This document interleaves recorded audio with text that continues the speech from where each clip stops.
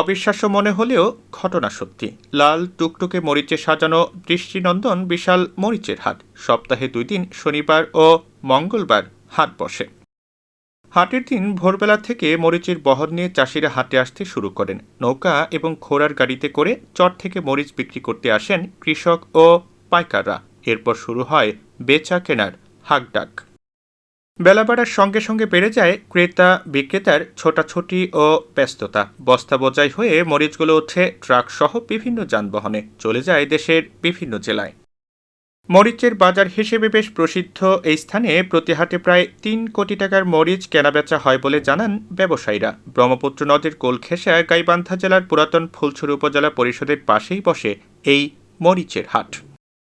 চরাঞ্চলের প্রান্তিক কৃষকদের উৎপাদিত মরিচ বিঘা প্রতি 10 থেকে 12 মণ শুকনো মরিচ হয়, যার প্রতি মণ মরিচ 9,500 কিংবা 10,000 টাকা দরে বিক্রি হয়। তবে বিগত সময়ের চেয়ে দাম কম হয় সামনের দিনে মরিচের যথাযথ দাম নিয়ে দুশ্চিন্তায় কৃষকরা। কিষার কামলা খরচ গেছে আবার অনেক টাকা, হিসাব করে গেলে আবার বহু লস। দাম 15-16 হাজার টাকা মন, 17,000 টাকা মন থাকলে কিছুটা লাভ হইতো। খুব অভাবী সংসার, খুব পরিশ্রম করে 3 বিঘা জমি আবাদ করছি। 3 বিঘা জমি জায়গা আল্লাহ মোটামুটি মরিচ ভালো মরিচ দিছে, দানা আল্লাহ সুন্দর দিছে। 3 বিঘা জমি মরিচ আবাদ করে জায়গা দিয়ে মরিচ তুলছি, শিখেছি, বিক্রি করে নিয়েছি। আল্লাহ রহম বাজারও ভালো আছে। তবে মরিচটি বেচাইনি করে ছেলে মেয়ে বা মা নিয়ে আমার সুখে সংসারে পরিশ্রম করে খাওয়া নাকি। 1 বিঘা জমি আবাদ করছিলেন, খরচ অনেক বেশি, মরিচের দাম কম, আগের থেকে অনেক কমে গেছে, তাতে এখন পোষায় না আর কি। তবে পাইকারি বিক্রেতারা বলছেন যে স্কয়ার, প্রাণ গ্রুপ সহ নামি দামি প্রতিষ্ঠান মরিচ ক্রয় করার ফলে সহজেই তারা বিক্রি করতে পারছেন, কিন্তু অনেক সময় বাজার সিন্ডিকেটের কারণে সঠিক দাম থেকে বঞ্চিত হতে হয় তাদের। যে মরিচে হাটে মনে করো মরিচ কিনে বেচে শান্তি করা যায় না, একটা কারণে রোদের জন্য। 2 টাকা কম হোক বেশি হোক এটা কোনো সাবজেক্ট হয় না। সাবজেক্টটা হলে এই রোদের মধ্যে হাট করে মানে এ করে জিনিসও ঘাটতি হয়ে যায়, সব দিকে ঘাটতি। কাজেই মোটামুটি এখন যতটুকু কেনা বেচা করি আমরা, হয়তো এখান থেকে 100 মণ কিনলাম, 150 মণ কিনলাম, 50 মণ কিনলাম। এখন দিন প্রতিদিন যে 100 মণ হয় তা হয় না। এটা হয়তো এক হাটে 100 মণ হচ্ছে, এক হাটে 50 মণ হচ্ছে, আর এক হাটে 60 মণ হচ্ছে, এরকম কিনতেছি। এরকম ভাবে নিয়ে আমরা স্কয়ারে দিচ্ছি বা আপনার ইয়েতে দিচ্ছি, প্রাণত দিচ্ছি। আমি মরিচ নিয়ে আসছিলাম 30 মণ, 30 মণ মরিচ আনছিলাম 8,700 টাকা করে বেচছি।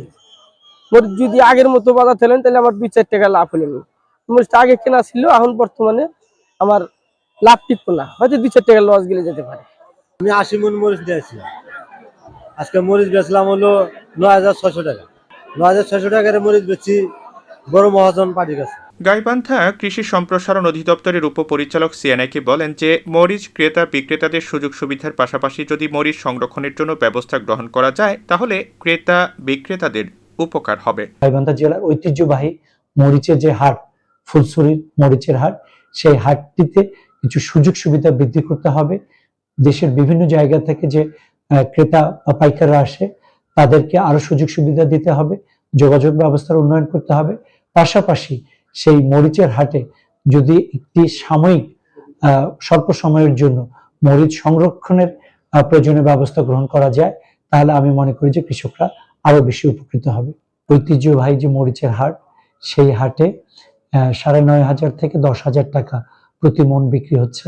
যেহেতু এটি ভরা মৌসুম, তাই মূল্যটা কিছুটা কম বলে আমাদের কাছে মনে হয়। এটা দ্রুততম সময়ে এই মূল্য বৃদ্ধি পাবে।